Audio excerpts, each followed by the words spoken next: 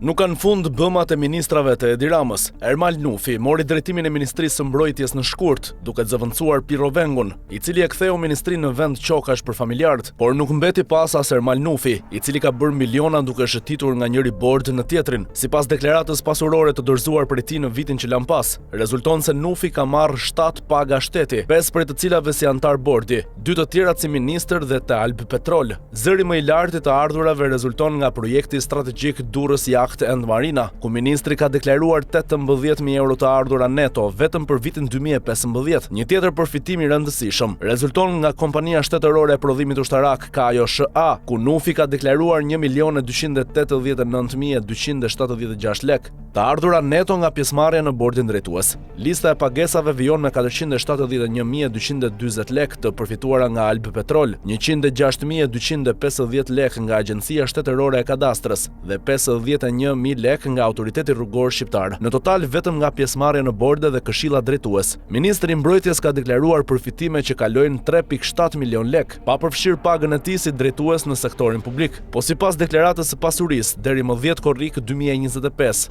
Nufi ka përfituar edhe 890.754 lek neto pag nga Alp Control, ndërsa të ardhurat janë shtuar. Deklarata tregon se ministri ka realizuar edhe investime personale.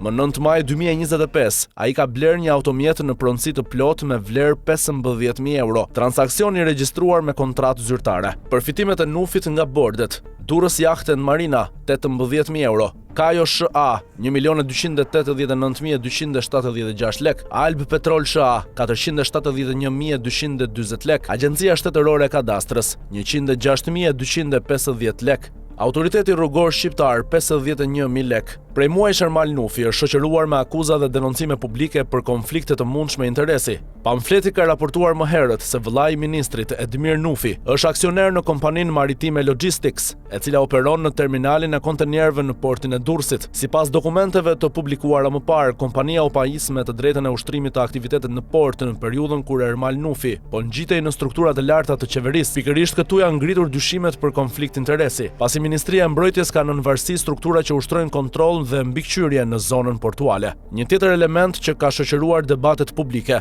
lidhet me raportimet për lidhje të afërta të familjarëve të ministrit me kompani që kanë përfituar kontrata dhe tender publik gjatë viteve kur Nufi ka mbajtur poste me ndikim në administrat, nga marina turistike te industria ushtarake, nga sektori naftës te infrastruktura rrugore dhe kadastra. Emri Ermal Nufit shfaqet në një listë institucionesh që ka siguruar të ardhura shtesë gjatë vitit 2025 dhe pikërisht këto përfitime të kombinuara me debatet e vjetra për konflikt interesi pritet të rikthejnë sërish vëmendjen mbi mënyrën se si shpërndahen postet dhe pagesat në majat e administratës shtetërore.